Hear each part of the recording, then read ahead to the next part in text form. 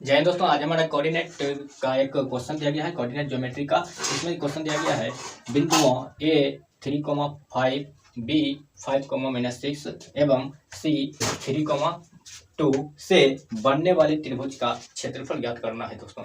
तो इसका क्षेत्रफल निकालने के लिए बहुत आसान तरीका है, इसको हम करेंगे। देखिए, बिंदु ए दिया है, मान लीजिए बिंदु ए का निर्देशांक कहीं पर ये बिंदु ए होगा। ए का निर्देशांक दिया गया है 3,5, बी मान लेते हैं इसका एक बिंदु होगा, ठीक ना, उसका निर्देशांक दिया गया है 5,-6 और सी मान लेते हैं यहाँ पे होगा, इसका निर्देशांक दिया गया है, सी का निर्देशांक दिया गया दोस्तों 3,2, सी का निर्देशांक दिया गया दोस्तों 3,2, ठीक ना। तो इन तीनों बिंदुओं से जो मिलकर इस टाइप से जो त्रिभुज बनेगा, इस त्रिभुज का क्षेत्रफल निकालने के लिए बोला जा रहा है कि इस त्रिभुज का क्षेत्रफल क्या होगा। तो इसका क्षेत्रफल निकालने के लिए दोस्तों, इस त्रिभुज का क्षेत्रफल निकालने के लिए इसका क्षेत्रफल के एक सूत्र आता है, उसको आप लगाइए, आसानी से आपसे क्वेश्चन बनेगा। चलिए देखते हैं कैसे बनता है। ए बी सी का क्षेत्रफल निकालना, लिखेंगे area of triangle A B सी।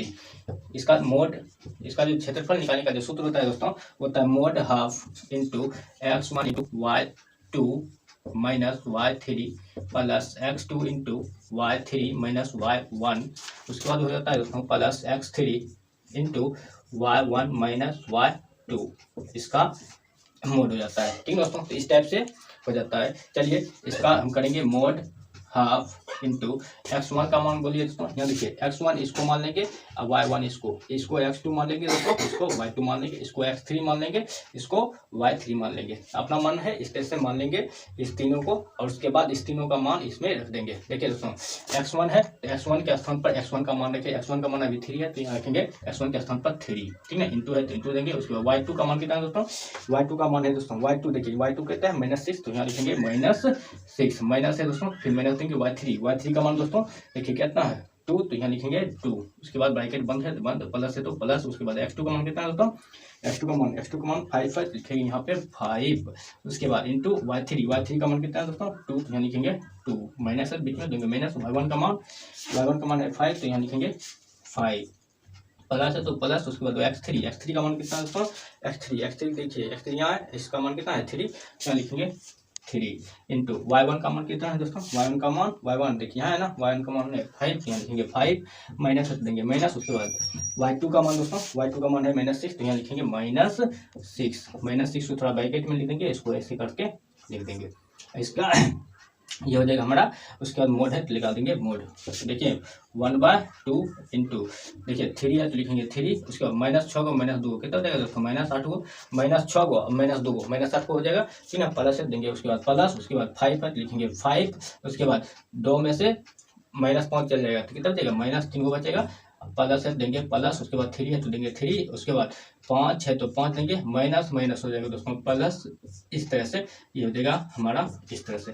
चलिए दोस्तों, ये हो जाएगा 1/2 इंटू ये देगा 3 8 देगा 24 -24 माइनस से 3 गुना होगा तो इतना हो गया -8 24, प्लस है तो देखिए प्लस माइनस हो जाएगा दोस्तों, यहाँ पर माइनस। उसके बाद 5 देगा 15, प्लस है देंगे प्लस। देखिए 6 5 11 गुना 3 11 हो जाएगा दोस्तों, ये 33। 11 कितना हो जाएगा दोस्तों, ये हो जाएगा हमारा 33। 11 क्या हो जाएगा दोस्तों 33, ये देगा इस टाइप से। ये देखिए मोड हाफ इंटू देखिए -24 को -15 को क्या माइनस हो जाएगा दोस्तों, तो -24 को -15 को तो क्या माइनस हो जाएगा, 5 4 9 2 1 3 39 को माइनस हो जाएगा। -24 को -15 को क्या माइनस हो जाएगा, -39 को, तो -39 को प्लस इधर क्या है 33 को, तो लिखेंगे 33, ठीक ना। इस टाइप से हो जाएगा हमारा। चलिए आगे देखते हैं। 1/2 है, उसके बाद इसमें से घट जाएगा 39 -39 में 33 को जुटेगा तो कितना हो जाएगा दोस्तों, -3 को बचेगा -39 है ना, प्लस में 33 को घटाएंगे तो कितना हो जाएगा, -3 बचेगा।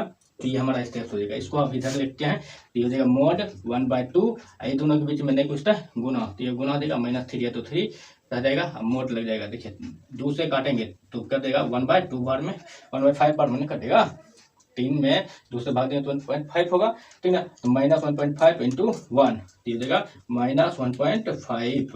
अब देखिए कोई भी चीज़ का एरिया जब निकालते हैं, एरिया मतलब क्षेत्रफल निकालते हैं, तो वह हर समय पॉजिटिव होता है। मान लीजिए हमारा खेत इतने बड़ा है तो इसका क्षेत्रफल कुछ ना कुछ तो पॉजिटिव होगा ना, है। तो इसका मतलब है कि एरिया हर समय पॉजिटिव रहता है, इसीलिए हम त्रिभुज का क्षेत्रफल निकाल रहे हैं। क्षेत्रफल हर समय क्या होगा? पॉजिटिव। तो ये हमारा माइनस में आया है, तो मोड़ हटाएंगे तो ये भी हो जाएगा positive. 1.5 square unit, 1.5 square unit हो जाएगा हमारा क्षेत्रफल दोस्तों। तो इस बिंदु इतना इतना और इतना से मिलकर बनने वाली जो त्रिभुज है, इसका क्षेत्रफल क्या हो जाएगा दोस्तों? 1.5